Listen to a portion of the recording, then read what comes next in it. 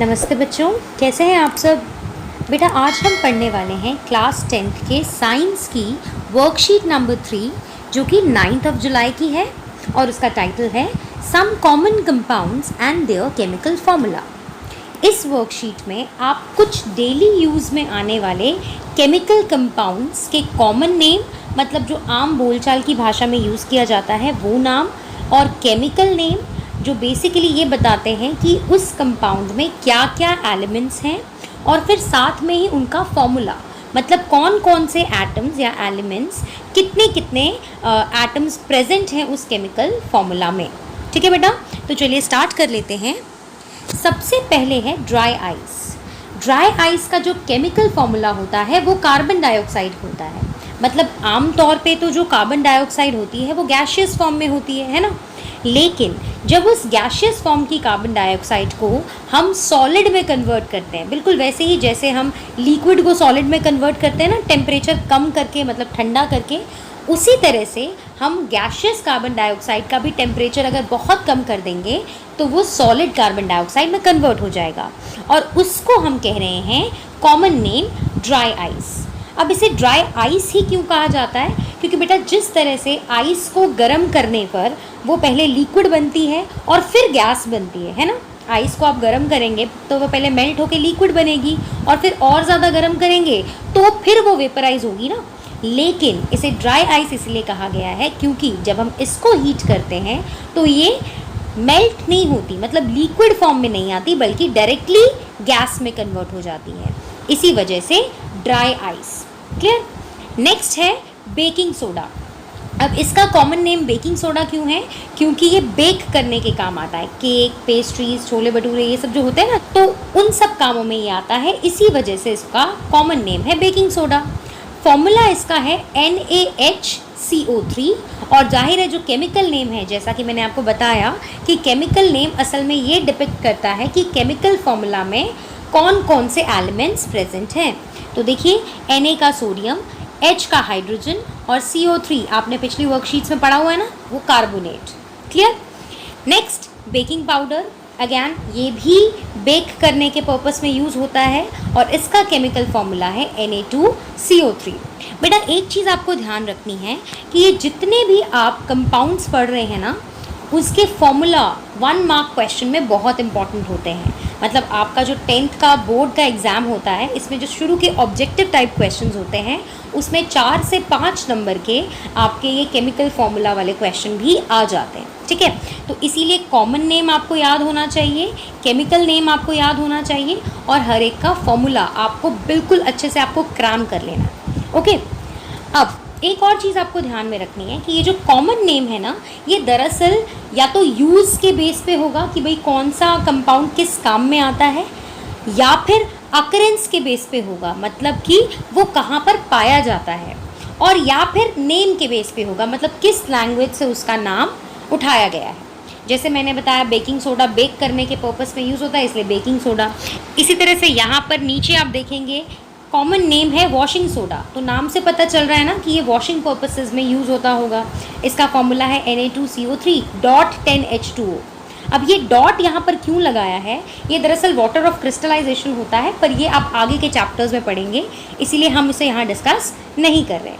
इसी तरह से यहाँ प्लास्टर ऑफ पेरिस लिखा हुआ है, वो बहुत इंपॉर्टेंट ये फॉर्मूला है, 1 मार्क के क्वेश्चन में पक्का आता है। जिप्सम भी बहुत इंपॉर्टेंट है, और आप अगर इसका फॉर्मूला देखेंगे तो यहाँ पर भी CaSO4.2H2O लगा हुआ है। तो ये डॉट वाला मैंने बताया ना, आप आगे के चैप्टर्स में पढ़ेंगे।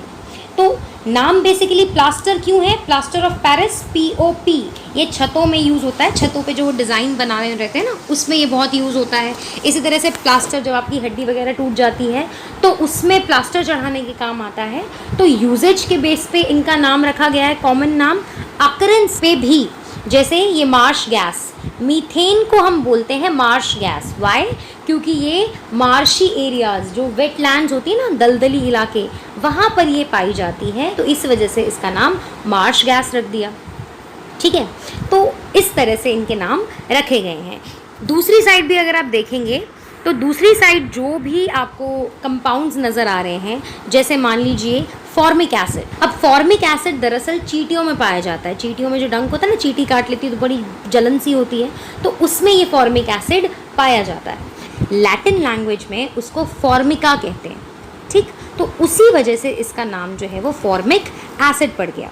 आई वुड वांट कि आप थोड़ा सा गूगल सर्च करेंगे ना अगर इन कंपाउंड्स को, तो इनका नाम ऐसा कैसे पड़ा, क्या ओरिजिन है, वो आपको बहुत इंटरेस्टिंग स्टोरीज पता चलेंगी। अमोनिया का थोड़ा सर्च करिएगा कि किस तरह से ग्रीक गॉड के नाम पे इसका नाम पड़ा है, ठीक। उसके बाद एक्वा रेजिया। एक्वा रेजिया का बेटा, एक्वा का मतलब होता है वाटर, और तो ये है रॉयल वाटर। रॉयल वाटर क्यों कहा जाता है इसे? क्योंकि इसमें गोल्ड भी डिज़ोल्व हो जाता है। जनरली आप देखेंगे कि आपके जो गोल्ड के ज्वेलरीज वगैरह हैं वो जल्दी ख़राब नहीं होती। वाई? बिकॉज वो जल्दी किसी से रिएक्ट नहीं करती, नोबल मेटल है। उसके बजाय आपका जो आयरन है, कॉपर है, ये सब क्या है, जल्दी रिएक्ट कर जाता है, ख़राब हो जाता है, लेकिन गोल्ड नहीं होती। लेकिन जब आप एक्वा रेजिया में उसे डालते हैं तो वो भी डिज़ोल्व हो जाती है, इस वजह से ये बहुत इंपॉर्टेंट हो जाता है। अब ये बनता कैसे है? तो बेटा ये दो एसिड को मिलाने से बनता है। एक है नाइट्रिक एसिड HNO3 और एक है HCl यानी हाइड्रोक्लोरिक एसिड। अब रेशियो बहुत इंपॉर्टेंट है, काफ़ी बार क्वेश्चन में आ जाती है कि किस रेशियो से हम इन दोनों कंपाउंड को मिलाएंगे। तो आंसर है 1:3। अब क्या मतलब है 1:3 का? तो मान लीजिए एक कंटेनर में मुझे ये एक्वा रेजिया बनाना है, तो मुझे एक ग्लास, आप ग्लास ले सकते हैं, आप कोई भी चीज़ ले सकते हैं, बस आपको दोनों के लिए सेम मेजरमेंट यूज़ करना है। तो अगर मैं ग्लास यूज़ कर रही हूँ तो एक ग्लास अगर मैं HNO3 डालूँगी यहाँ पर एक ग्लास, तो मुझे उसी ग्लास से 3 ग्लास HCl डालने पड़ेंगे। क्लियर? तो जो मेरे पास सोल्यूशन आएगा टोटल 4 ग्लास का, वो मेरे पास एक्वा रेजिया है। अगर मैं ये रेशियो गड़बड़ कर दूँ, मैं सोचूं कि नहीं मैं 2 ग्लास HCl डाल दूँ और 2 ग्लास HNO3 डाल दूँ, तो फिर वो एक्वा रेजिया नहीं बनेगा। क्लियर? लास्ट में विनेगर। तो विनेगर का नाम बेटा सोर वाइन के वजह से पड़ा है। आपको पता ही है कि ये एक एसिड है और एसिड हमेशा सोर इन टेस्ट होता है, तो उसी वजह से इसका नाम सोर वाइन से विनेगर पड़ गया। और इसका फॉर्मूला है CH3COOH। असल में ये फॉर्मूला तो एसिटिक एसिड का है, आप अभी नहीं पढ़ेंगे, ये सारे कंपाउंड्स आपके लिए बहुत न्यू हैं, लेकिन बाय द टाइम आप चौथे चैप्टर तक आएंगे ना तो आपको ये बहुत ही इजी लगने लग जाएंगे। 4th चैप्टर आपका कार्बन कंपाउंड्स का है, तब तक आपको ये आप इन केमिकल कंपाउंड से बहुत ज़्यादा फेमिलियर हो जाएंगे, ठीक है। तो ये जो फॉर्मूला है वो असल में एसिटिक एसिड का है। तो अब एसिटिक एसिड को विनेगर कैसे बनाया जा सकता है? तो देखो यहाँ लिखा हुआ है, यानी जब आप, वही वापस से आ जाती हूँ, एक कंटेनर में अगर आपने 4 ग्लास मान लीजिए, 4 कटोरे मान लीजिए, 4 ml मान लो, आपका जो मेजरमेंट है वो सेम होना चाहिए। तो अगर आप इस कंटेनर में 4 ml एसिटिक एसिड डालेंगे ना, 4 ml एसिटिक एसिड, तो आपको बाकी 96 ml वाटर डालेंगे, तो जो सोल्यूशन आपका टोटल 100 ml का बनेगा वो होगा विनेगर। क्लियर बेटा? खैर इतना डिटेलिंग में नहीं आएगा, आपको बेसिकली सभी के कॉमन नेम याद रखने हैं और सभी का फॉर्मूला याद रखना है, ठीक। कुछ के यूजेस भी बहुत इंपॉर्टेंट है फर्स्ट चैप्टर में, तो वो भी आपको धीरे धीरे पता लग जाएंगे।